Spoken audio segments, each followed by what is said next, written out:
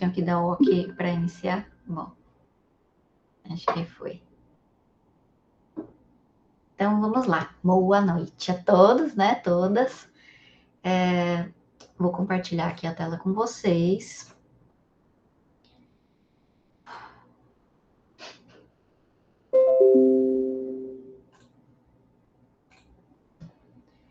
Então, a ideia de hoje é a gente conversar rapidamente, então, sobre os biomas e sobre a atividade que vocês vão desenvolver essa semana, né?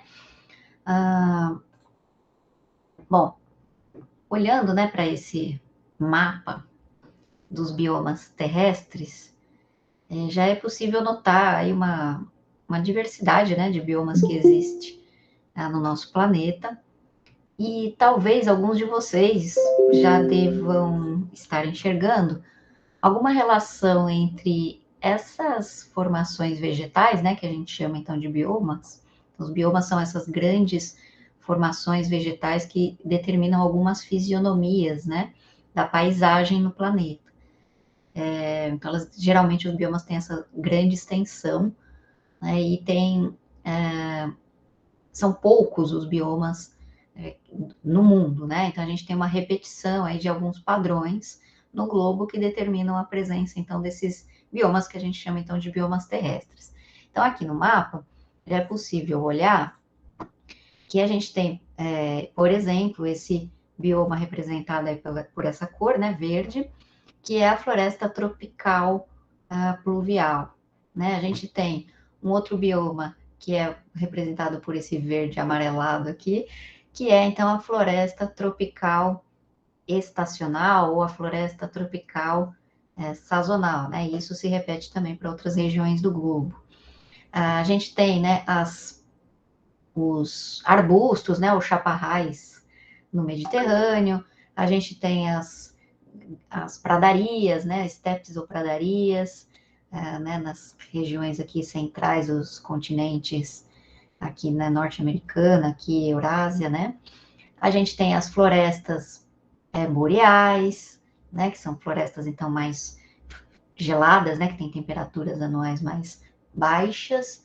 A gente tem os desertos subtropicais, né, ocorrendo, por exemplo, na África, aqui na América do Norte, aqui nessa pequena faixa da América do Sul, né, no Chile, e também na Austrália, né. A gente tem as florestas temperadas pluviais, né, geralmente localizadas nas bordas, digamos assim, nas margens, né, dos continentes, né, nas regiões temperadas. As florestas sazonais temperadas, né, localizadas um pouco mais para sul na verdade, na mesma faixa latitudinal das florestas temperadas pluviais, né? As tundras, né, localizadas mais próximas aí à região do Ártico, né? E as regiões alpinas, né, que são regiões de topos de montanhas geladas, aqui na América do Sul, principalmente, aqui, né, na região aqui do Himalaia e aqui nas grandes cadeias montanhosas aqui do norte da América do Norte. Enfim, então a gente tem esses variados biomas, né, no planeta, e aí eu não sei se vocês conseguem enxergar alguma relação, né, entre esses diferentes tipos de bioma e alguma característica do nosso globo, né, alguma relação entre a presença deles em determinadas localidades do globo e alguma característica do globo, né, que seja uma característica física, enfim. O que vocês conseguem perceber de padrão, né? Existe algum padrão nessa distribuição dos biomas no globo? Podem colocar aí no chat. Oi, pode falar, Bianca, sem problema. Da irradiação do Sol? Por exemplo, você acha que tem uma relação entre os biomas e a incidência, né, de radiação? Legal. Aonde, então, que você vê essa relação? Como que você poderia explicar? A parte que é mais ali, por exemplo, os desertos e tal ali, é onde receberia não, onde recebe mais, que é a parte mais gordinha, assim, né, do geóide. Não sei se é certo falar desse jeito, mas... Tá. Então, segundo você, existe uma relação entre a presença dos desertos e a radiação. É isso que é a sua hipótese aí de... É isso? Tá, legal, só para eu entender. Então, vamos lá. Pensando lá na aula do ambiente físico, né, e a vida, onde é que a gente tem a incidência de maior energia, né, por área no globo, né, de energia solar por área no globo terrestre? Em que regiões do globo? Na área do Equador. Na área do Equador. E onde estão os desertos, como a gente estava vendo aqui? Está na área do Equador? Não, não. Elas estão um pouco acima, né? Tem alguns um pouco acima e alguns um pouco abaixo aqui, né? Professora, você poderia repetir a primeira pergunta, por favor? Eu não entendi a primeira. Eu não escutei direito, na real. Tá, a ideia, Caio, é a gente pensar aqui em possíveis fatores que estariam relacionados com essa distribuição dos biomas no globo, né? Então, a Bianca lançou uma hipótese relacionada à radiação, né? E aí a minha pergunta foi, e a relação disso com os desertos. Ah, sim, né? sim, entendi. E aí, aqui, a gente vê que na área onde é o mais gordinho lá do geóide, né, Bianca? A área mais, né? Que eu acho que era o Equador, né, que você estava querendo dizer, é onde tem, na verdade, as florestas, né, pluviais tropicais, isso sim. Então, existe uma relação.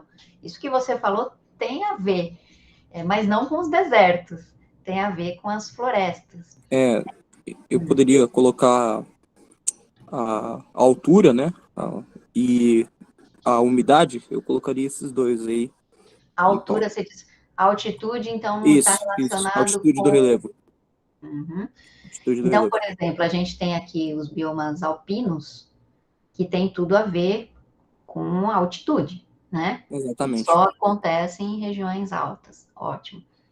Legal. Aí, voltando para a ideia lá da Bianca da radiação, a gente tem, então, aqui essas florestas, né? Tanto as florestas pluviais tropicais quanto as florestas tropicais sazonais, elas estão bem próximas aqui à região mesmo do Equador, onde tem maior radiação, né? Maior energia por área, não é maior radiação, a quantidade de energia que chega na Terra, né? É igual para tudo, só que ela vai ser distribuída, né, numa menor área ali na região do Equador, então ela vai ficar mais concentrada ali, e isso permite, então, essa abundância, né, de organismos fotossintetizantes, né, que são aí as florestas. E os desertos também têm uma certa relação com as linhas ali de latitude, né, não sei se vocês perceberam que eles estão mais ou menos localizados a 30 graus de latitude norte, e a 30 graus de latitude sul, né? Mais ou menos ali nessas duas faixas. E aí, se a gente for lembrar lá da aula da vida em ambiente físico, vocês lembram lá das massas, né, de ar? Existiam umas células de circulação de ar, né, que levavam a umidade, né, em grande quantidade para a região do Equador, né? Então, o Caio falou da umidade. A gente tem as zonas de convergência, né, intertropical, formando né, as chuvas, né, concentrando as chuvas na região do Equador. Por isso o clima equatorial é tão quente, né, e tão chuvoso. E a gente tem essas células de Hadley que levam essa umidade ali para a região do Equador, também trazendo, né, retirando umidade, né, dessas áreas, né, de 30 graus sul, 30 graus sul, né, e 30 graus norte. E aí, então, a gente tem essa correlação entre essas regiões secas com os desertos, né? Então, sim, tudo que vocês falaram tem a ver, né? Tem a umidade, a questão da radiação, né, e a questão do relevo, né, que o Caio mencionou. Então, percebam, o relevo, ele é importante não só aqui para essa região alpina, né, que tem a ver aí, então, o topo das montanhas congeladas, mas a gente tem uma formação florestal aqui no Brasil que está bastante dependente do relevo e da umidade, né? Não sei se vocês conhecem, né, uma floresta chamada Floresta Atlântica, né? Acho que todo mundo aqui conhece essa floresta. Esse nome, então, Atlântico, né, vem justamente dessa dependência, né, dessa influência da umidade do Oceano Atlântico, Mas não só isso, né? Por que a gente não tem Mata Atlântica em toda a área entre aqui a costa brasileira e a Amazônia, né? Por que não é Mata Atlântica tudo isso aqui? Então, porque aqui a gente tem uma formação, né, de relevo que barra a umidade que vem do Oceano Atlântico, né? E aí permite, então, com que as chuvas se concentrem nessa faixa, né, costeira, e aí, por isso, a gente tem a união aí de calor e umidade, dando, né, possibilitando a existência dessa floresta pluvial tropical numa área onde a gente não esperaria essa floresta, né? Se fosse só considerar a latitude, né? A gente não esperaria floresta pluvial tropical aqui. O que a gente esperaria aqui, na verdade, seria algo semelhante ao que ocorre aqui na África, né? E ao que ocorre no centro, na área mais central do Brasil, que é a formação de cerrado, né? Que é a floresta tropical sazonal ou floresta tropical estacional, tá bom? Então, sim, o relevo tem uma influência bastante grande para definir esses biomas locais, né? Como é a Mata Atlântica os ambientes alpinos. Muito bem, então já vimos aqui, né, que existe essa relação entre formações fisionômicas, né, os biomas, e algumas características do ambiente físico, como então a latitude, né, e a relação disso com o clima. Então, não só a gente percebeu isso, como também, né, um pesquisador chamado, nossa, deixa eu tirar aqui essa barulheira toda, um pesquisador chamado Walter também percebeu essa relação, né, entre os biomas e as zonas climáticas, né, do planeta. Então, o Walter definiu, né, deu nome a 9 zonobiomas relacionados, então, a 9 zonas climáticas. Né? Então, a gente tem aqui os zonobiomas, a gente dá um número, né, de 1 a 9. Cada zonobioma está relacionado a um tipo climático e a um tipo de vegetação, né? Uma vegetação, então, que a gente chama zonal, né? Uma vegetação que tem a ver com a zona climática. Então, a gente tem as florestas pluviais tropicais, né? São florestas características do clima equatorial, né? Então, essas florestas são sempre verdes, né? São exuberantes, têm folhagem, né? Exuberante o ano todo. São florestas de grande porte, são florestas estratificadas. E aí a gente consegue pensar de cara, né? Que é a floresta amazônica e a floresta atlântica, né? Ou a Mata Atlântica, são características desse zonobioma. Ambas fazem parte do mesmo zonobioma, que é o zonobioma 1, tá? E assim por diante, né? A gente tem, então, o zonobioma 2, né? Um clima tropical, né? Então, já é um pouquinho mais, as temperaturas são um pouquinho mais amenas que no clima equatorial. E a gente também tem as chuvas um pouquinho diferentes daqui do clima equatorial, né? A gente tem chuvas concentradas numa época do ano, né? Chuvas concentradas no verão e o inverno mais seco, né? Nesse caso, então, a gente tem estações, basicamente são 2 estações do ano, verão e inverno, né? Bem definidas. E primavera e outono não dá para a gente definir muito bem, né? A gente não consegue diferenciar claramente, né, primavera e outono nesse tipo de zonobioma. Aqui, no caso, então, a gente vai ter floresta tropical, né? Então, isso dá para a gente uma ideia do tipo de vegetação. Então, tem árvores, né? Quando a gente fala floresta, a gente imagina, então, a presença de árvores. O clima, então, é tropical, né? E é estacional, tem estações do ano. E isso, então, aqui no Brasil, a gente chama de cerrado, né? E lá na África é chamado de savana. Então, vai ter árvores espaçadas, né? Mais espaçadas que numa floresta pluvial tropical. E a gente vai ter ali pelo meio arbustos, né? E também ervas, né? Plantas herbáceas, plantas de pequeno porte. E assim a gente vai sucessivamente pelos outros tipos climáticos, né? E os outros tipos de biomas que a gente espera. né? Então, a gente tem os desertos, né, quentes nas regiões subtropicais, né? Lembra lá, a latitude 30 norte e 30 sul, são os subtrópicos, né? E ali a gente espera ter, então, os desertos quentes. Então, a temperatura alta e é muito seco o ano todo, né?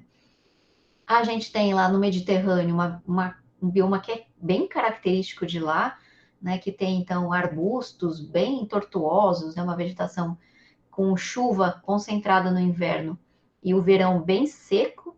Essa vegetação até pega fogo, né? Às vezes no verão, e aí ela rebrota no inverno. Então é ao contrário do que acontece no Cerrado, né? Que a gente tem chuva no verão e inverno seco, né? Lá é chuva de inverno, né? E verão seco.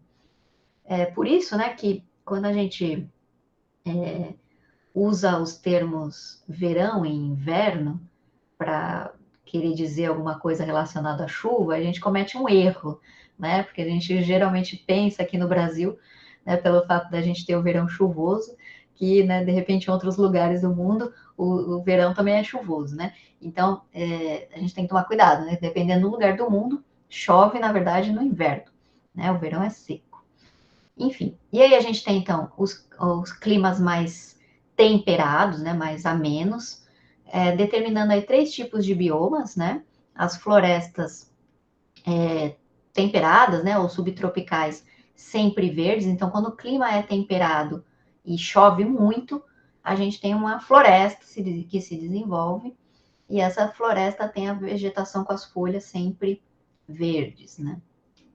Quando o clima é temperado e tem um inverno curtinho, né, a gente tem, com temperaturas congelantes nesse inverno, a gente tem também florestas conseguindo se desenvolver, porque tem umidade em determinada época do ano, né, principalmente no verão, e no inverno, geralmente, essas florestas perdem as folhas, né, então elas são caducifólias, né, caduco, né, de cair, né, de cair e folha de folha, né? Então são caducifólias. Essas florestas caducifólias são aquelas florestas típicas de aqueles de calendário, né? Que marca as estações do ano, né? Então no outono essas florestas têm as folhas amareladas, no inverno perde as folhas, né? Fica tudo congelado, com neve. No verão fica verdinho de novo, né? Enfim, na primavera também. Então, as 4 estações, na verdade, vêm deste bioma, né? Que é um bioma que ocorre normalmente no hemisfério norte, né? Em regiões temperadas do hemisfério norte. Então, essas 4 estações, aqui no Brasil, a gente praticamente não tem essa marcação, né? De 4 estações. Ou a gente vai ter uma estação praticamente única no ano inteiro, que é lá na região amazônica, né? Chove e é quente o ano inteiro, né? Ou a gente tem 2 estações bem marcadas, como é no caso lá do Cerrado, né? Verão chuvoso, inverno seco, ou aqui em São Paulo também, mais para o interior de São Paulo, a gente também tem essas 2 estações marcadas, né? Bom, aí a gente tem, então, as regiões temperadas áridas, né? Então, se o clima é temperado, né? Ou seja, tem temperaturas amenas, em média, no ano, né? E é seco, a gente vai ter as pradarias, né? Ou as steppes com os desertos, né? Com inverno frio. Então, as steppes ou pradarias, né? Ou também os desertos com inverno frio. Isso normalmente ocorre no centro dos continentes da América do Norte, né? E lá na Eurásia, bem na região central, porque a umidade do oceano não chega, né, até essas regiões. Então é frio e é seco porque a umidade vai sendo perdida, né, conforme ela vai entrando nos continentes, ela vai sendo, né, perdida, vai chovendo. Então a gente vai tendo regiões mais úmidas próximas ao oceano e regiões mais secas no interior dos continentes. Bom, as florestas boreais, né, bem frias e cheias de coníferas, né? As coníferas são aquelas árvores em formato de cone, né? São os pinheiros, que são bem típicos também de regiões lá da Europa, né? Ou lá no Canadá, né? Que a gente vê aquelas florestas com as árvores todas iguaizinhas, né? Tudo pinheirinho, pinheirinho, O pessoal sabe o nome de todas as espécies lá no hemisfério norte, né? Ao contrário da gente aqui, que tem mais de 300 espécies em 10 hectares, lá eles têm 3 espécies no continente inteiro, né? Então, essas florestas são as de coníferas. Normalmente, essas florestas se diferenciam bastante das nossas florestas, né? Por não serem estratificadas, né? Então, é aquelas florestas que você consegue andar pelo meio das árvores, né? A gente chama essas florestas de bosques. Então, você consegue andar tranquilamente pelo meio das árvores, não cresce nada muito ali por baixo, né? Então, são dominadas por esses pinheiros. Então, a gente chama de coníferas ou floresta de taiga, é a mesma coisa. E, por fim, o zonobioma 9, né? Que é o clima polar, praticamente fica congelado, metade do ano, fica tudo congelado, né?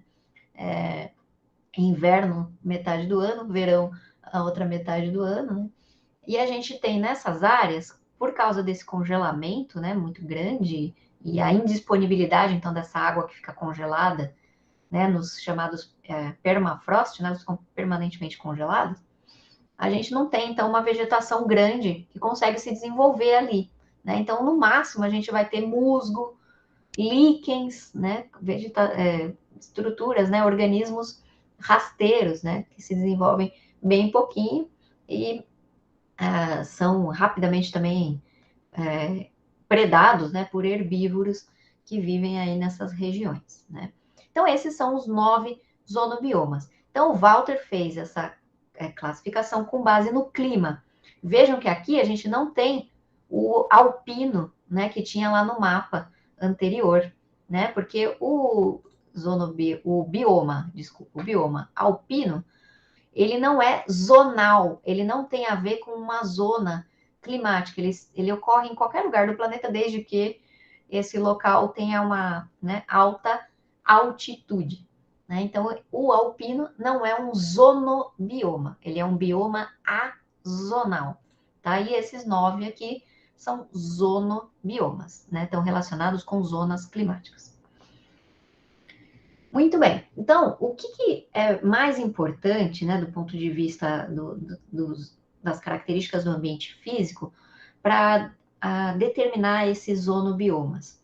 Então, basicamente, a gente tem 2 fatores do clima, né, que a gente considera, se a gente quiser prever, né, para uma determinada localidade do globo, se a gente quiser prever qual que é o bioma esperado para aquela localidade, a gente tem que ter os dados, pelo menos, de temperatura e de precipitação, né? Então, aqui, esses gráficos, né, são basicamente gráficos em que os pontos estão aí, né, mostrando valores de temperatura, né, que está aqui no eixo Y, e a precipitação anual acumulada, né, que está no eixo X.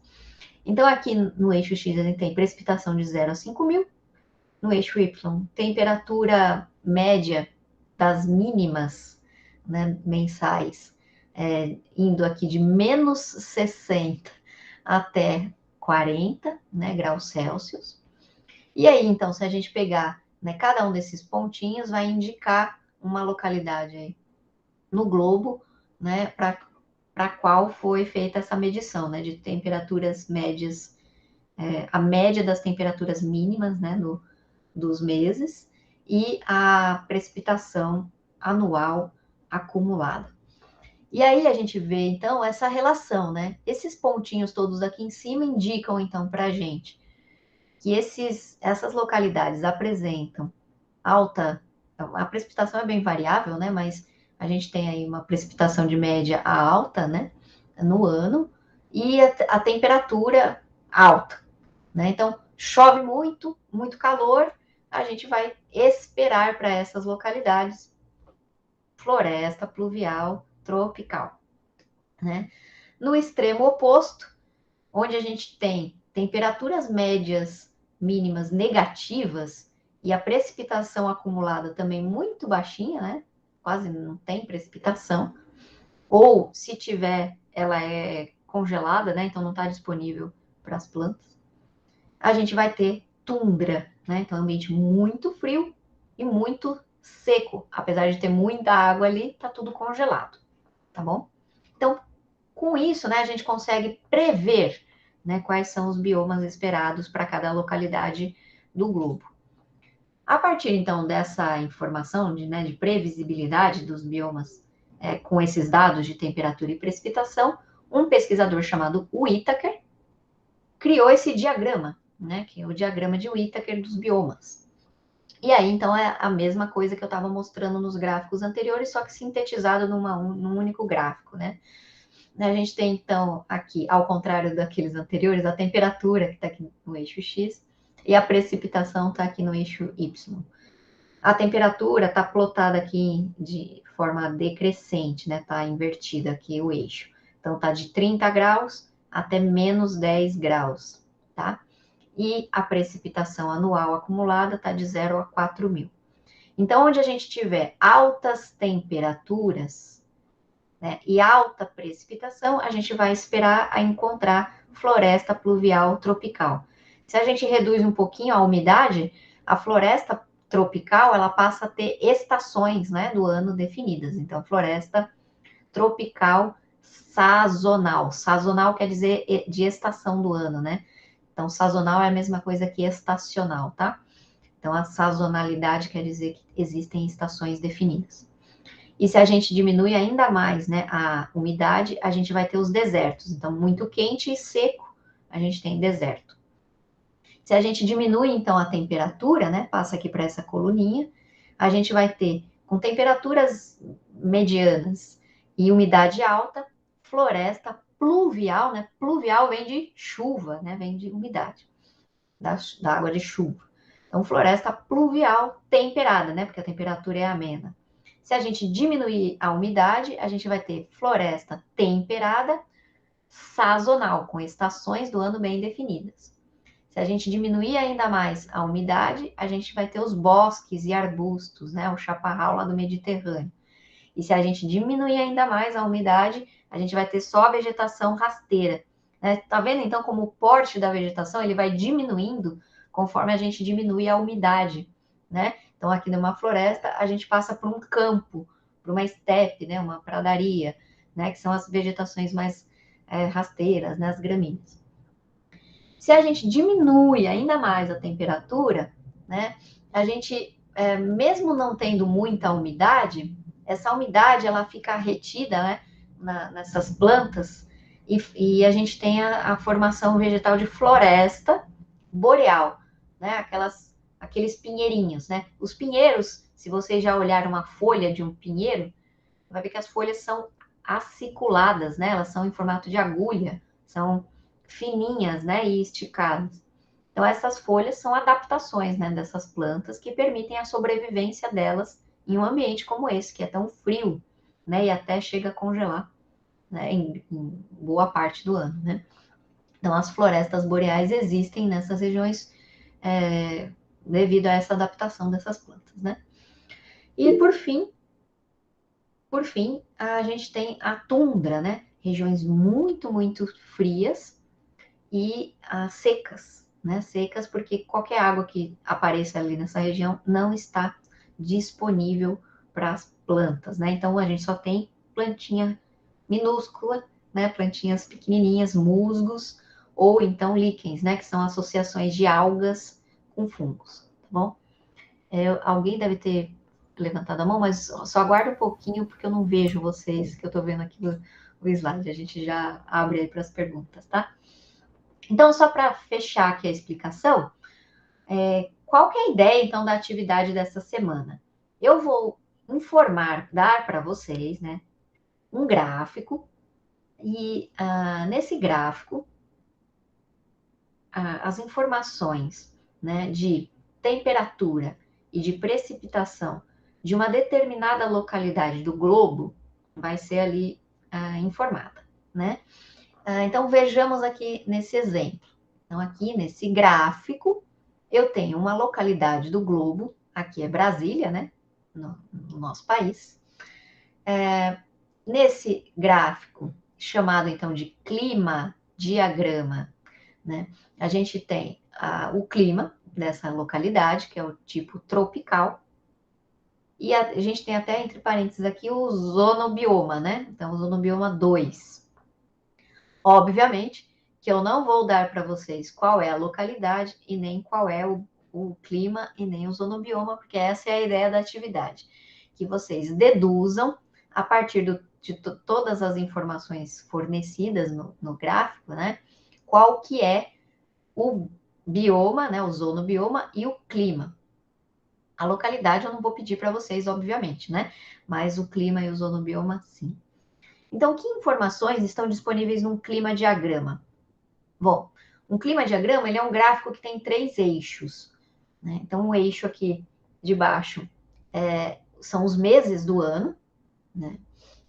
E sempre num climadiagrama, a gente vai ter os meses de verão, né? Os meses que são considerados da estação do verão daquela localidade, aqui no centro do eixo.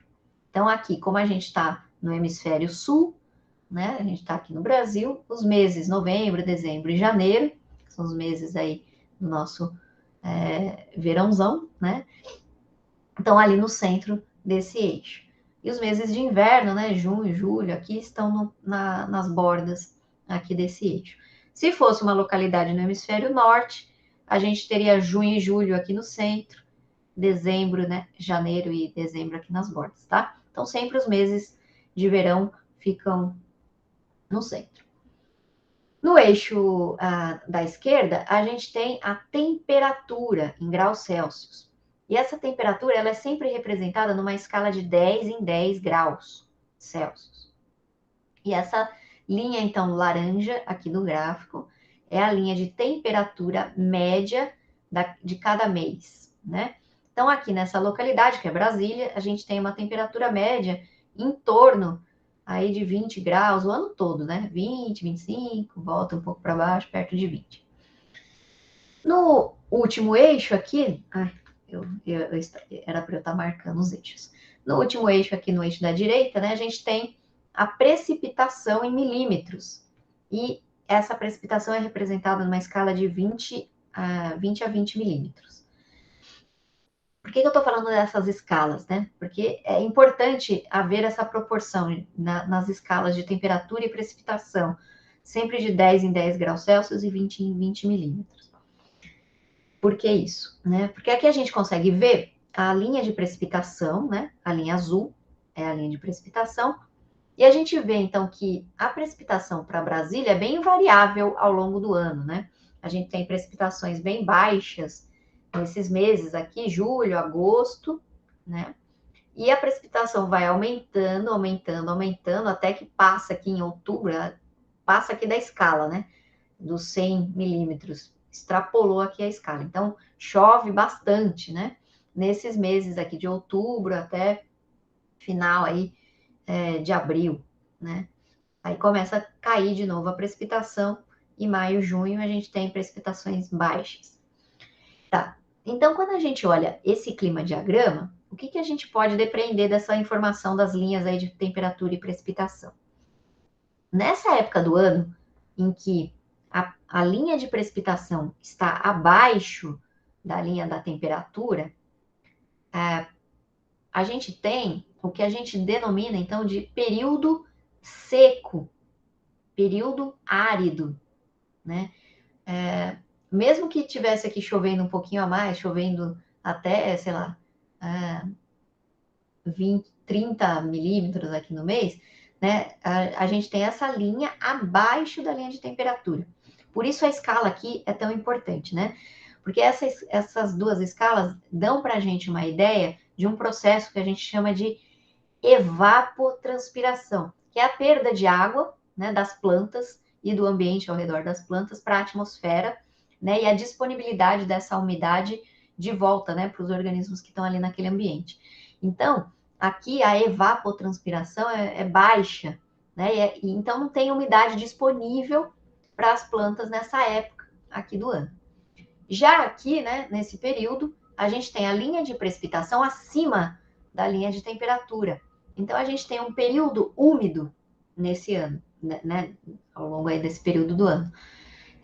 Então, a evapotranspiração é alta, né, quando a precipitação fica no gráfico acima da linha de temperatura. Então, tem muita umidade disponível para as plantas, tá?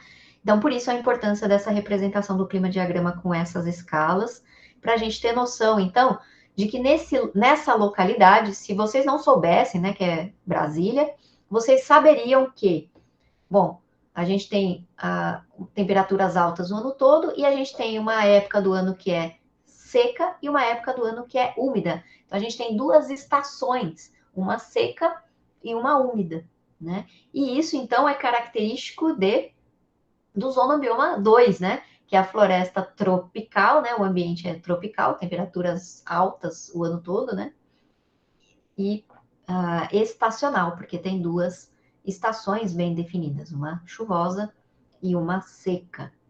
Então, se eu não tivesse dado a localidade, daria só pela leitura do clima diagrama, né? Só pela leitura desse gráfico, vocês conseguiriam deduzir qual que é o zonobioma. Então, essa é a ideia da atividade desta semana, tá bom? Cada grupo, essa atividade não é em grupo, tá? Mas eu separei alguns climadiagramas do planeta, né, aleatórios. Vocês não vão receber a localidade, né, do globo onde está de onde veio esse climadiagrama. E aí eu distribuí para os grupos um climadiagrama aí por grupo. Então, se vocês quiserem conversar entre vocês do grupo para trocar figurinhas, para saber qual é o climadiagrama, fiquem à vontade, mas a submissão da atividade ela é individual, tá bom? Sim, eu esqueci de dizer que no climadiagrama também vem duas outras informações, né? A temperatura média anual, né? 21 aqui, 0,8, né? Então, diz para a gente alguma coisa, né? Que a temperatura é alta, né? Praticamente ao longo do ano todo. E a precipitação anual acumulada, né? 1.560 milímetros, que também é bastante alto. Também nos dá uma noção aí de onde deve estar o bioma no diagrama lá do Itaker, né? Ou lá naquela tabelinha proposta pelo Walter, tá? Bom, então é isso. A ideia da atividade dessa semana é vocês, então, olhando o climadiagrama, darem uma olhadinha nos biomas, né? Olhar o capítulo do livro, né? Economia da Natureza, que tem as informações sobre os biomas, a videoaula que está disponibilizada lá, né? Também no Moodle, um ou outro, né? Tanto faz, vocês podem escolher. A videoaula é meio longuinha, né? Mas ela tem praticamente todas as informações ali do capítulo, né?